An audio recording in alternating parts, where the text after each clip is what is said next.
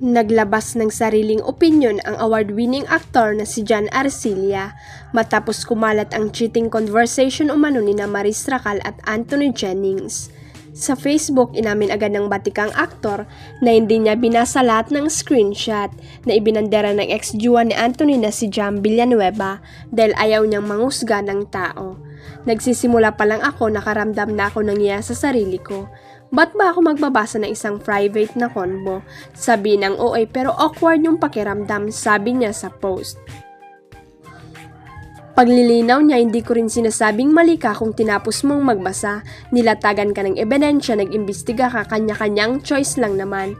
Gayon pa man, may hindi raw maintindihan si Jen na kung saan ay hindi nagbura ng mga mensahe si Anthony, lalo't na't alam nito na may access sa kanyang phone ang girlfriend.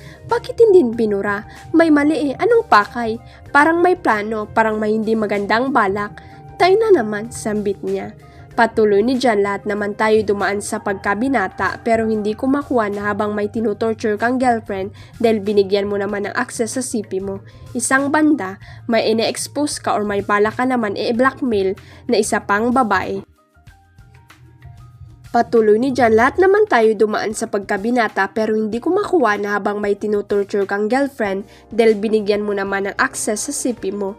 Sa isang banda, may ine-expose ka or may bala ka naman i-blackmail na isa pang babae. Parang nasa gitna ng pag-expose at kunwaring pag-gaslight, parang mayroong laro Laad pa niya, sana mali ako. Pero kung tama ako, may kabastusan yung motibo. Ibang klaseng mag-trip, may hindi rin sinaalang-alang yung third party, bad trip din yon. Pero tingin ko lang mukhang maisang kulokoy na nag-take advantage ng lahat with confidence and a disguise of being cool, happy face emoji, yun lang, peace sign, anya pa. Sa comment section, maraming netizen ang sumang-ayon sa opinion ni Jan at narito ang ilan sa mga nabasa namin. Correct, trophy lang yun para sa kanya. It's impossible na gagawa ka ng kalukwan tas papahuli ka sa napakadaling way.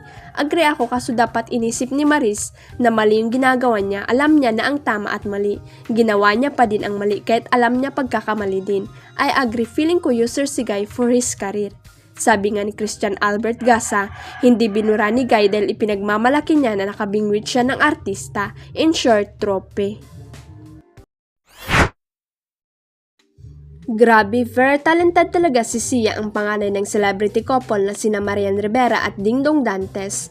Maliban kasi sa magaling itong mag-swimming, maganda rin ang kanyang boses sa pagkanta. Kahit nga mismo si Marian ay naging emosyonal nang mapanood niya si Sia na kumanta sa stage for the first time. Sa Facebook, proud na ibinandera ng celebrity mom ang pasilip sa naging rehearsal ng kanyang anak bago mag-perform. Sabi ni Marian, pumatak ang luha ko sa panonood sa'yo habang nagre-rehearsal ka. Ito ang unang mong pagkakataon na sumubok sa mga bagay na hindi ka pamilyar pero sinubukan mo. As in literal, ito ang first time mo tumuntong sa entablado para kumanta. Wika pa niya. Kasunod niyan, tiniyak ni Marian sa anak ang kanilang suporta upang matupad ang mga pangarap nito. Sabi ko nga sa'yo, lahat ng biyayang ito ay nagmula sa kanya at iaalay natin sa taas. You make mama proud as always, minsay niya kay Sia. Sa iwalay na post, ipinakita ni Marian ang naging preparasyon nilang mag-ina sa backstage na kung saan siya mismo ang nagsilbing makeup artist ng anak. Minsan makeup artist pero madalas stage mom, hahaha, love you see, all out si mama para sa'yo, sambit niya sa Facebook. Maliban kay Sia, may anak ding lalaki sina Marian at Dingtong na si Sixto.